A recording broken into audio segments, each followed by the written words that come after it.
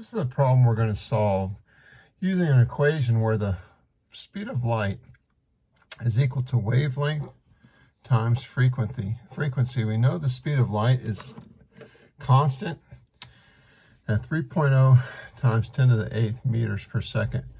What that means is if you had a wave traveling for 1 second, it would go this many meters, 3.0 times 10 to the 8th meters. So what we often tell students is that if that wave, no matter what its frequency is or wavelength, always goes, the wavefront always goes 3.0 times 10 to the 8th meters per second, then you can think of it as it doesn't matter what the wavelengths are within this wave. I'll represent them as maybe just colored crest and colored trough.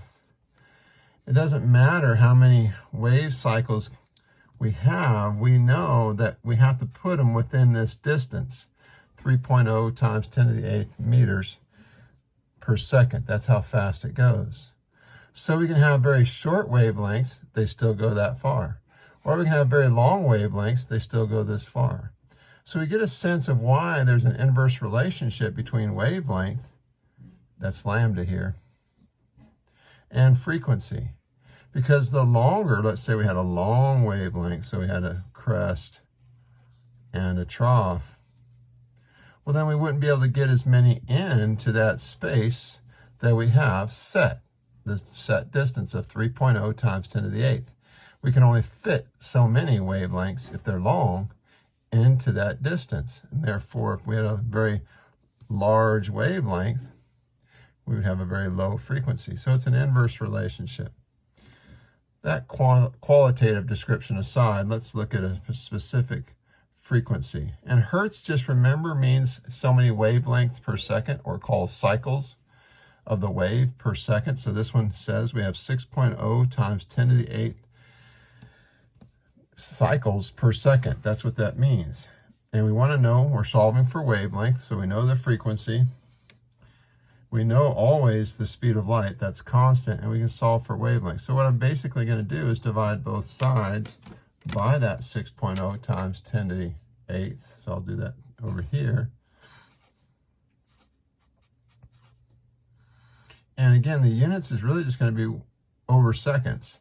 It's this many cycles per second. I'm going to use seconds because we have to cancel seconds. And hertz, again, is just equal to 1 over second. So this times 1 is just equal to the same thing, 10 to the 8th.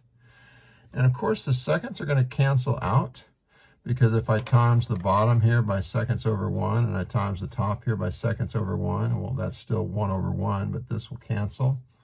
The S will cancel. And of course, these will cancel. So we're going to be left with meters after we do the math here. And this math sometimes is tricky for the scientific calculators. I'm going to use the Texas Instrument, and we're going to divide 3.0 times 10 to the 8th by 6.0 times 10 to the 8th. But I guess we'll save the difficult entry of the scientific notation because we see something. It's 10 to the 8th and 10 to the 8th. So that's just going to cancel. 3 divided by 6 is just 0.5. And we would have 0.5 meters is the length, not considering sig figs. 3 divided by 6 is 0.5. This would be equal to the wavelength. Now again, if you're using scientific notation, you'll want to become a little bit, have a video on how to use scientific notation and divide one scientific notation term by another. You'll want to check that out. But this is our answer. We have a wavelength of 0.5 meters, or roughly 1.5 feet.